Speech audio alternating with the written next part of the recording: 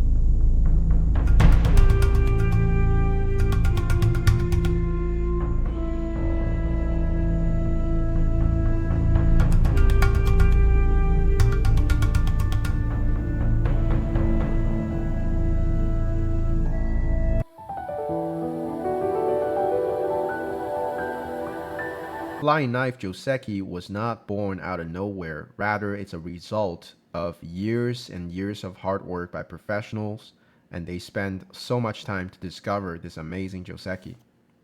When AI first came out, we were all shocked by its attempt to directly play the 3-3, because back then the theory was that this would not work for black, because at this point black has to play the Hane and connect, and then result of this is white has a very strong influence towards everywhere on the board, while black's corner is confined, and then it only has a limited amount of points. So this is a terrible exchange, or a terrible variation for black, and AI totally agrees with it. Except AI taught us a lesson that black doesn't have to play the Hane connect because this corner is already alive. Instead, AlphaGo taught us to play the crawl once again, and then play a splitting move or directly peeping here. But the splitting move is already good enough because the next move it aims at directly peeping at white. So usually we would have influence versus territory, which is the case here. The problem is black has a fantastic idea of not only getting the territory but also immediately attacking white's influence. And it's not very easy to deal with this as white. So after many trial, and then people played countless games against AlphaGo in this variation, and then they realized that this is just objectively better for white, slightly better for white. So the professionals started to change their approach. If something doesn't work, we have to change. And therefore, they come up with the Kema move. Against this move, back then, usually people would just play this bump and then play the second line Hane. And this, as we all know today, it's a totally valid Joseki. It's a completely equal position. But there was one thing that professionals were not happy about, is that this is white's sente locally. White doesn't really have to extend right away. White can just take the initiative elsewhere and start, for example, to approach the blackstone. So the professionals wanted something better, as they always do. They always try to push for better things. What about we can find a variation where we don't let white easily get the sente, and therefore the second line attach move was born. So this move, it already existed before AI came out. It's just that our understanding of this move nowadays has completely changed. It has absolutely revolutionized. This would have been a very niche variation back in the days, and people didn't really pay attention to it. But today, we all know that this is the start of the flying knife Joseki. So how did the flying knife Joseki, got discovered from here? Well, it was still a long process. So at the time, there were a lot of variations. White can also think about extending here. The problem with extending here is that black was still able to get the sente back. So white wanted to get a sente in the previous variation, but with this variation, black is able to get the sente, and therefore he goes ahead and played a splitting move, limiting white's potential. Now, this variation shows you that black cannot really fight here because white can capture black. So white is quite okay over here. The only problem, as I said, is that black now happily takes the sente and takes the initiative. So you can pretty much say the flying knife Joseki is a Joseki that fights for sente. So white's extension is an okay move, but it feels a little soft, and of course it loses the sente, so the professionals wanted something even better, and therefore they come up with the hane here. Now when white hanes over here, black really doesn't have a choice but to go into a very complex variation. Black cannot back down over here, and I have seen people online playing like this, but this is an absolutely unacceptable variation for black, because white's going to play a tiger's mouth, and now black pretty much has to play the hane connect and live the corner. And then the result of this is that white once again was able to gain the tiger's mouth. So whenever white gains this tiger's mouth, white is very happy, and white has influence towards everywhere. Black just has the corner. But if black doesn't play the hane connect, this is going to be even worse, because white's going to hane connect, and this forces black to live in the corner like this, and this hane connect is a sente, and this is absolutely unacceptable for black. Black's corner is very, very small right now. So in terms of points, black is already miserable, and then white's influence is absolutely tremendous.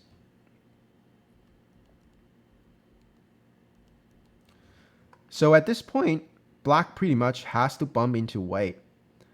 If white blocks on top, this would be a very niche variation for white, we all know today, because black will Atari and capture the stone. White's book move is to hane on the second line. Black takes, and white plays out this variation.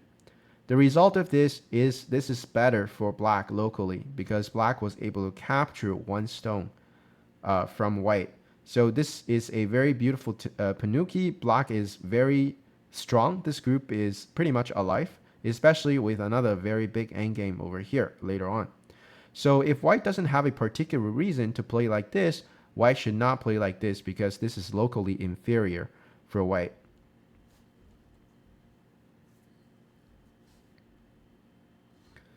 And therefore, the only move is for white to extend over here. And of course, black has to push, and here black has to decide which side to cut.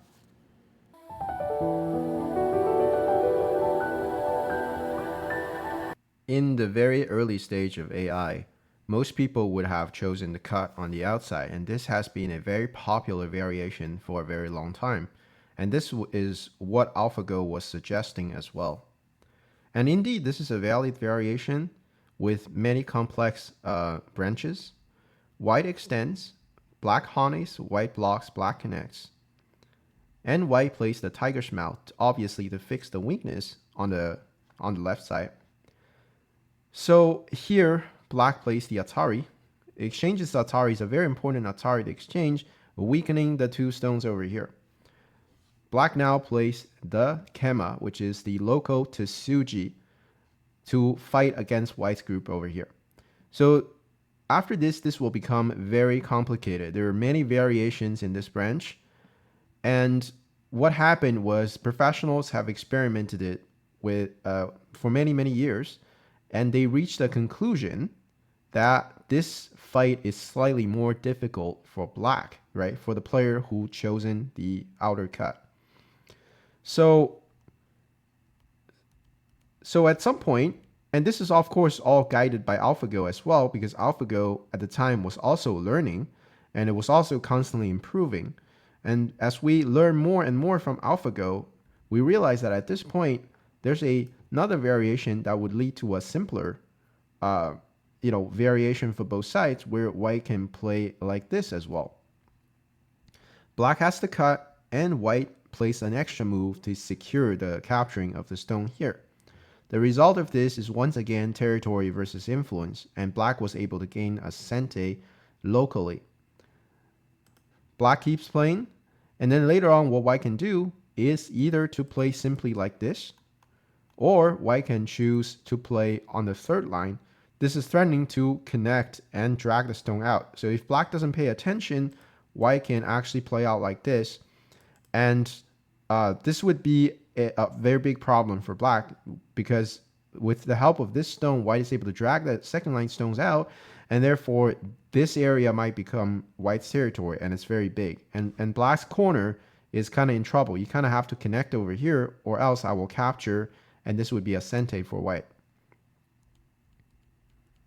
So this would also be an equal position, and this is something that AlphaGo also suggested.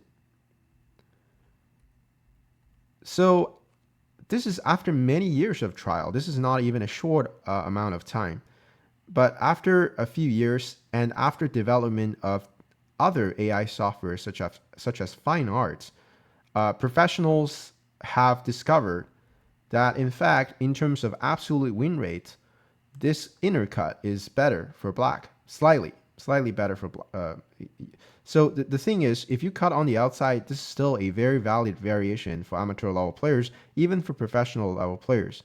But the reason we see less is just because this perfectionism from the professionals, right? They want absolutely the best because they're competing at the highest level, and this is their career.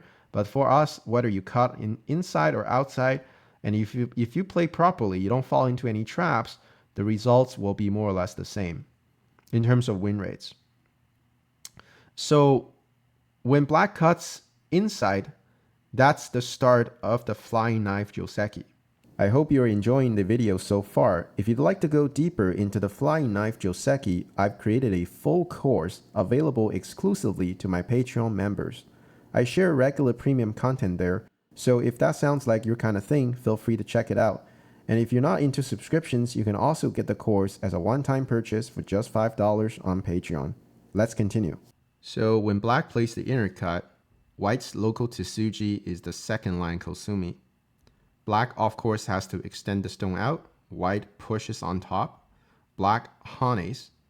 So back in the days, when it was still in very early development, there were only two main variations for white at this point. Or there are two main variations that were most commonly played. There's some niche variations that have been tried, but they're not like the mainstream. The first mainstream variation is for white to connect over here, and this is still a valid variation even nowadays. Black extends into the corner to protect the corner. White cuts, black plays the empty triangle, white pushes down a couple times. Atsari, black extends, white push, black keeps going, and now white plays the kema. Black also plays the kema to follow up, and white follows up with a 3-space extension, and then we're at the end of the Joseki. The result of this Joseki is that this is influence versus territory. We have black claiming a very big corner, while white has something to build on top and also a little bit towards the right side. And black has a group dancing in the center. So black needs to use this group to create insecurities for white on both sides, especially looking at the cutting point that later on black has over here. Of course, you don't want to cut right now, but you can always aim at it. And this is something white needs to worry about. So the result of this Joseki was that at the time, most professional players would prefer black because most professional players are territorial style players. And it's I mean, even for us, this would be I think most people would prefer black as well because you just have more territory. And what white is going to do with the influence, we're not sure about. So objectively, this is equal, right, under the eyes of AI, because AI is so good at manipulating influence. But for human players, it's definitely more comfortable for black. So professionals were accepting this variation as a main variation, but they weren't, deep down inside their heart, they don't really like it as white as much. So that was kind of the feeling that people had towards this Joseki. And therefore, they decided to make an extension, right? They decide to, do more discovery, and they say, hey, maybe we can play a more severe move against black by playing a Hani here. And today we all know this is the start of really the Mies Joseki, or the Flying Knife Joseki. Black plays the Tiger's Mouth because that's the best way to fix the weakness, but also put max pressure on white's group over here. White Hanis, black has to connect the corner because this was threatening to kill the corner. Now white has many cutting points, and therefore white plays the Tiger's Mouth to protect the cutting point. Black Hanis, white Hanis, black connect, and white attaches out. Black blocks, white connects, and black plays the Hani on top. And this move is great because it looks at the double Atari. White Ataris, black connects, white extends, and black now comes back and fixes a very severe cutting point on the third line. Now white really wants to extend, but it doesn't really have time because first you have to take care of the Liberty fight over here. Therefore, white goes in and take out the vital point for black. Black's correct move is to play the 1-2 extension. White Hanis, black blocks, white connects. And here, the correct move for black to fight this Liberty fight is the Hani in the corner. Against this Hani, white has to play very correctly. If you get greedy and try to kill black in here, this would actually get white killed because black has to throw in and then break the eye. White connects, black squeeze, and white fills one more Liberty. And at this point, we can see this is a clear eye kills no eye, and therefore white is dead in here. And this could probably be game over for white. So white's correct move is to calm down and accept a Seki. So instead of connecting, white is going to block over here. Black connects, white connects, black throws in a very beautiful Tsuji, white connects, black goes down to break the vital point, white takes, and now black can Tanuki. This is already a Seki inside, right? So white cannot really play like this because I can just capture white like this. So this is already a Seki. Black pushes on top, white extends, and black comes back to capture white stone over here. So later on, in the corner, it's going to look like this, right, for both sides. And here's a very interesting thing that I still don't fully understand. But basically, what happens in this corner is that white has 4 points. So white captured 1, 2, and then another one, and then plus this one. So white has 4 points. That's very clear. Black has 5 points, right? 2 captures, so 2 times 2 plus 1 is 5. But in Chinese rule, this point at 1-1, it counts as 1 point for black. So in Chinese rules, if you're playing in China, under Chinese rules, black has 6 points, white has 4 points. But if you under any other rules, like Japanese or Korean, this would be 5 points versus 4. And I think 5 points makes more sense because it looks like it's 5 points. But in Chinese rules, remember, this is 6 points versus 4. I'm still very impressed and surprised by this fact, but this is just how it works. Okay, amazing stuff. So what is the result? What is the conclusion for this, right? You probably have seen this variation before, right? Because this is like probably the first variation that comes to your mind when you talk about Mies Joseki or the Flying Knife Joseki. So the result of this is slightly worse for white. The reason is that, first of all, as we said, black has more points than white. And depending on what rules you're under, you either, black has either 1 or 2 points more than white. So I guess the Chinese player really hated this variation more for white, right? Because of the rules. And I mean, 1 point matters a lot for professionals. Okay, so black has more points in the corner. And the influence look a little bit similar. So you can argue that, yeah, white probably has more width over here. But in terms of the height, it's almost the same, right? Black has a very strong influence here, and white has a very strong influence here. So you can say they kind of cancel out, right? You can say that. Because later on, white, of course, has this as a sente. Black has to fix it. But black also has sentes, right? Like black also has this kind of sentes, like playing the shoulder hit here, looking at the cutting point that white has over here, right? So if you don't worry about it, then I can drag it out like this. When you attach, I can turn with an Atari and white is collapsing. So this is very annoying for white as well.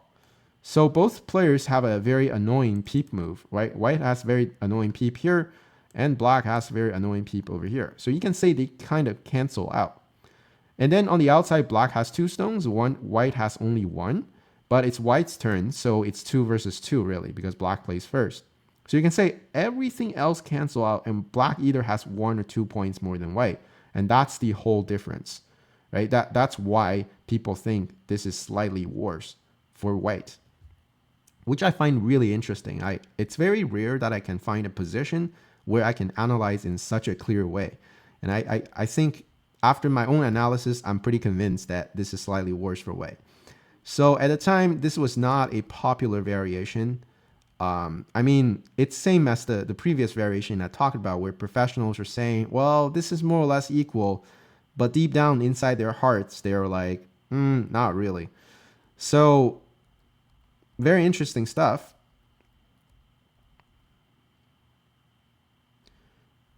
So then there was like a pause for this Joseki. People were not really happy about this variation or this variation, and therefore they're not happy about like this variation in general. Like they were like, yeah, it's a Joseki, but like, would I play it in the final of a tournament? Probably not, right? That was what people were thinking until the inventor of the flying knife. His name is Mi Yutin, and he's from China. He's a 9P professional world champion, and he's very known for his fierce fighting style. And then he discovered something after his very hard work. That is when white plays the Hane, black plays the tiger's mouth. White can actually, after this exchange, play the Atari, and then it was him who played this move first. That is to play the flying knife, the Kema move. This looks absolutely ridiculous at the first glance because there's so many cutting points for white on the outside. How is white going to defend all these cutting points? That's just insane. So he played this move, and at first, I mean, he's not the first person playing this move. People have probably played this casually before, but then they realize, oh, it doesn't work at all for white, so they kind of give up. I mean, Mi is the first person played this in a very serious tournament, and he came very prepared for this.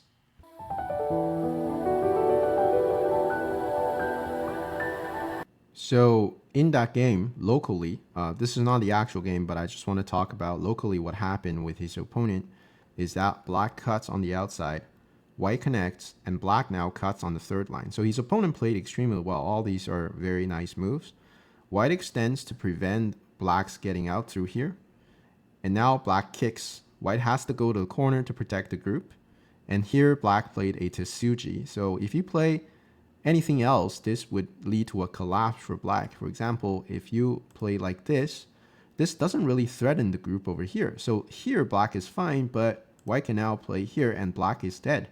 And there's no way to capture white over here because white can hop out when you wedge. I can Atari. And then as we can see, white is out. This doesn't really do anything. White can just get out. So for example, if we Atari here, that would be a blunder. Instead, peeping over here is a Tsuji. Now white cannot really play here because when black extends, white is all dead over here. So against this move, Mi had to basically protect these crucial 4 stones. And then black Ataris, white connects, black cuts in the corner, another Tsuji, white Ataris, black extends, white keeps capturing the 2 stones. When black plays the Hane, here Mi came with his knife prepared, that is to throw in at one on the first line. So this is a very beautiful move.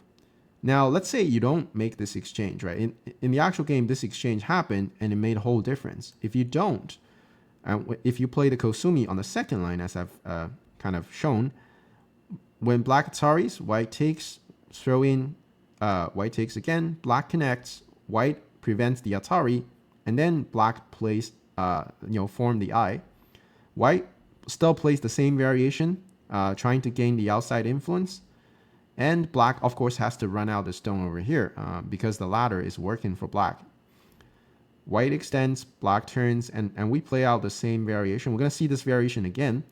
But now, as we can see, white has 3 liberties and black has 1, 2, 3, 4, 5 because you can't immediately fill in here. So you have 5 liberties. It's 5 liberties versus 3 means that any move that white plays over here is going to be a gote. And therefore, this group is actually a lot weaker than if black has only 4 liberties, where every single one of these moves would be a sente. So that explains you why what Mi played was such a brilliant move that was invented by him. So in the actual game, Mi played the throw-in, black takes, and we have the exact same variation playing out. Black throws in, white takes, black connects, and white ataris. Here's a very important detail. Black cannot really try to capture white like this because when white seemed to have only 2 liberties, white now has a Tsuji here to extend his liberty to 4 with this simple Hani. White goes, if black captures like this, white is just on time to capture black. And of course, if black tries to get himself 4 liberties, white can just squeeze. Right? When you play here, I play here, you still can't fill in, and therefore, this is white kills black. So very important detail in case you're wondering what's going on. So the correct move is for black to simply play the connect. White ataris, black extends. And now, as we can see, we're playing the same variation where black drags the stone out in the center. But then, after these exchanges, white was able to gain very good influence towards the right side. But more importantly, all of these moves, the bamboo, the triangle over here, or the block over here, all sente, because after this exchange, this is 4 versus 3. And black magically had an extra stone for free over here, but that free stone is purely harming black right now because it squeezes black by 1 liberty. So that 1 liberty made a whole difference in this variation. And the difference is absolutely huge. You might not feel it immediately, but all of these moves are co-threats. First of all, if there's a co breaking out, white has 3 very big co-threats. And also, when these moves are played out, you can see how thick white is. Right? Used to be all gotes, but now white was able to gain all this in sente. And then when white approaches, you can see this is very powerful. This is almost becoming territory. So that is the difference with the throw-in that Mi has found. And because he discovered such a bright Tsuji, we named the flying knife also after his name. So in China, it's called Mi's Joseki, or Mi's flying knife, right? It's actually the name. And of course, in English, it's called flying knife Joseki. So I use them interchangeably. So if you hear me say Mi's Joseki means the flying knife Joseki, I'm referring to this particular variation. Well, of course, Mi has also contributed to some other variations, but this one is his most famous contribution. That is to, at this point, play a very mysterious nice Tsuji to squeeze black by 1 liberty. So this doesn't mean that this is not playable for black, though. This is still a very equal position. At this point, we can see that, yes, white is very strong here, but black was able to capture the corner and gain a lot of territory, and therefore this is still a playable game for both sides. As of today, the flying knife Joseki is still under research by professionals, and many professionals simply choose to avoid this Joseki because they don't know if their opponent has discovered some secret weapon with strong AI software such as fine art. I think as an amateur level player, it would be super fun to try this Joseki out from time to time in your casual games because this Joseki really practices your reading skills. In an era where Josekis are getting very boring because of AI, the flying knife Joseki is a treasure that can really spice up this game.